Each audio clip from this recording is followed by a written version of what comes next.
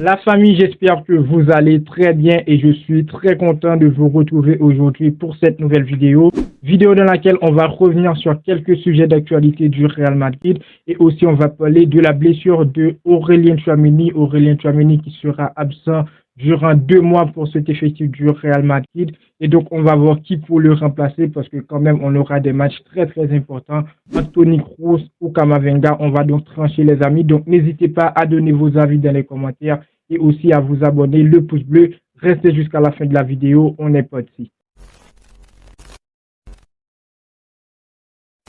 Juste avant que la vidéo commence, frérot, c'est très important. Tu dois liker pour le référencement pour me dire que tu apprécies énormément le travail pour apporter le soutien à la chaîne et surtout liker les frérots pour envoyer de la force à Vinicius et Jude Bellingham qui ont reçu leur trophée. Et on commence bien sûr cette vidéo avec ce sujet-là. Jude Bellingham et Vinicius, ils ont été couronnés durant la cérémonie du Ballon d'Or. On a Vinicius qui est sorti avec le prix Socrate pour être le joueur qui a réalisé pas mal de choses dans son pays au niveau du football et même en dehors du football avec des institutions, tout ça. Et Jude Bellingham qui est sorti avec le prix Copa. On savait tous que Jude Bellingham, il allait le remporter comme le meilleur jeune sur la saison. Donc voilà les amis, je trouve pour mon avis sur Vinicius, c'est très très bien de sa part et surtout quand on voit Vinicius, malgré les insultes en dehors de son pays, dans la Liga et tout ça, il a toujours le mental de réaliser des choses de grand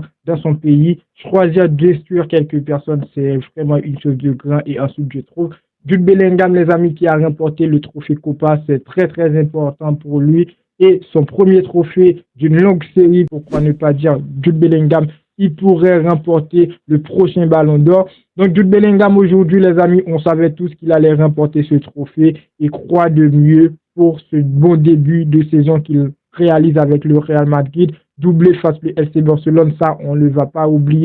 Et si je ne me trompe pas, Jude Bellingham, c'est le premier jeune du Real Madrid qui a reçu ce trophée et aussi le premier joueur du Real Madrid qui a réalisé un doublé pour son premier Classico.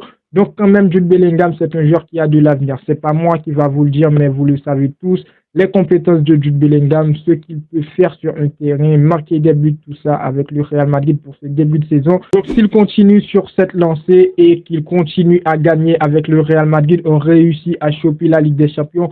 Parce que la Ligue des Champions, les frérots, c'est très très important pour le Real Madrid cette saison.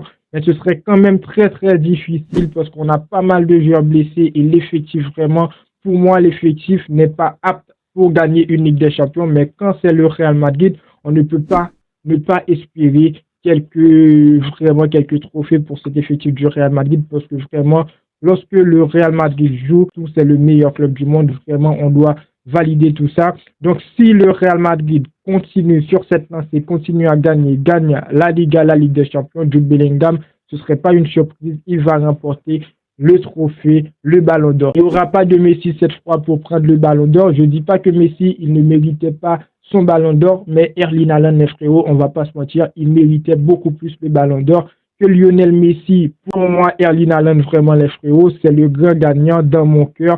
C'était vraiment le meilleur joueur de cette saison-là. Et j'espère qu'après Jude Bellingham, on aura Endrick qui va arriver au Real Madrid. Il va pourquoi pas sortir avec son trophée Copa. Ce serait vraiment incroyable. Et ça va se faire d'affilée pour le Real Madrid. On prend la blessure d'Aurélien Tchouaméni. Aurélien Tchouaméni qui est blessé, il va manquer pas mal de matchs et surtout des matchs très très importants, matchs de Liga, entre 9 à 10 matchs si je ne me trompe pas. Donc Aurélien Tchouaméni aujourd'hui avec le Real Madrid, c'est 0 défaite. Aujourd'hui, Aurélien Tchouaméni pour ce début de saison, c'est 0 défaite. Le Real Madrid a perdu face à l'Atlético de Madrid. Je dis bien 0 défaite en tant que titulaire. Le Real Madrid a perdu contre l'Atlético de Madrid. Aurélien Tchouaméni, il n'était pas titulaire dans ce match-là. Erreur sûrement de Carlo Ancelotti, je trouve.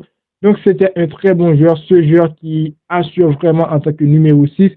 Et je trouve que c'est un très grand homme. Pourquoi? Parce que Aurélien Tchouaméni, il a fait sa sortie après sa blessure. Il y a des fans du Real Madrid qui sont allés vers Gavi. L'Éternel était en feu pour dire que Gavi a blessé Tchouaméni. Il est sorti sur son Instagram pour dire qu'il était blessé après la première période. Et ça, je trouve que vraiment, c'est un très grand homme parce que Tchouaméni, il est blessé après la première période. Il a joué tout le match. Il a sorti vraiment pour dire que Gavi n'est pas responsable de sa blessure. Il y a des joueurs qui ne le font pas et surtout, on l'a vu ces derniers temps avec Messi, avec un joueur colombien, Messi qui n'avait pas les couilles de dire que le joueur ne lui a pas craché dessus. Il est allé dans le vestiaire pour dire, pour moi, on m'a dit qu'il m'a craché dessus, mais je savais pas tout ça. Donc, je trouve qu'Aurélien Tchouaméni, aujourd'hui, il a fait ce qu'il fallait faire, les frérots. Je dis pas que Gavi ne lui a pas blessé, je dis pas que c'est Gavi le responsable, mais Aurélien Tchouaméni, lui, il vous a tous dit que Gavi n'est pas le responsable, les frérots. Et là, on n'a pas à en faire contre Gavi, les frérots. Ensuite, qui pour le remplacer? Parce que quand même, on aura pas mal de matchs avec l'absence d'Aurélien Tchouaméni. Donc, on a deux choix, c'est Toni Kroos et Camavinga. Aujourd'hui, on a Kroos, les amis, qui a l'habitude de jouer avec le Real Madrid en tant que numéro 6. C'est un joueur expérimenté, on le sait très très bien.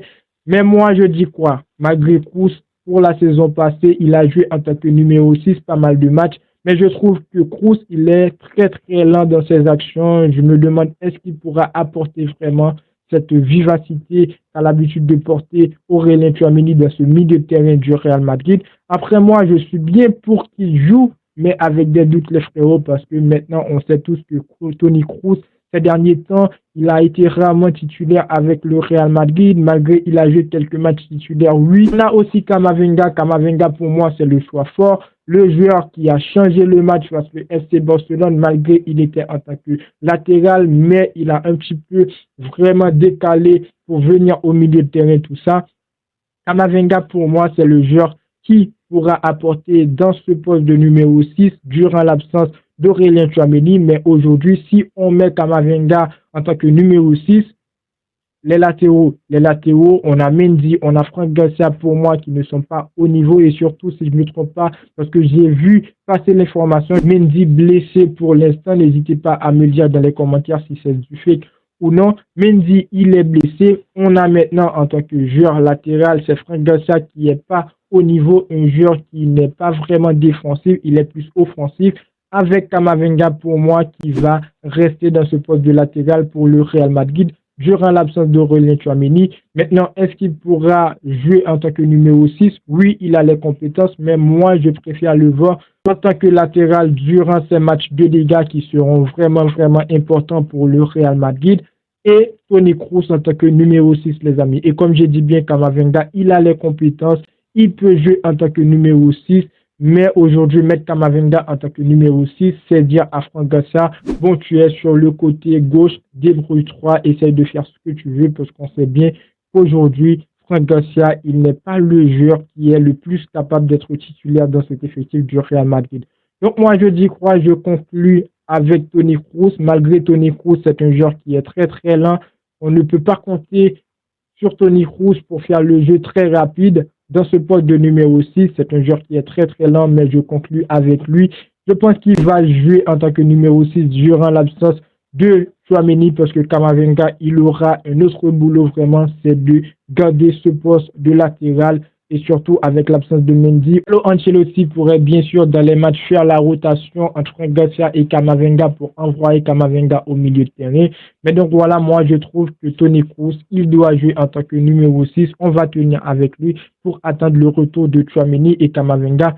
Je le préfère en tant que latéral, les amis, dans cet effectif du Real Madrid. Donc, c'est tout pour cette petite vidéo. N'hésitez pas à me dire ce que vous pensez dans les commentaires concernant les trophées de Vinicius, de Jude Bellingham et aussi qui pour vous doit remplacer, qui pour vous doit tenir la place d'Aurélien Tchouaméni durant ses absences. Ça me fera vraiment plaisir. Et surtout, n'oubliez pas le pouce bleu pour me dire que vous appréciez le travail. Et moi, je vous dis à très bientôt pour une toute nouvelle vidéo. Ciao. Ciao.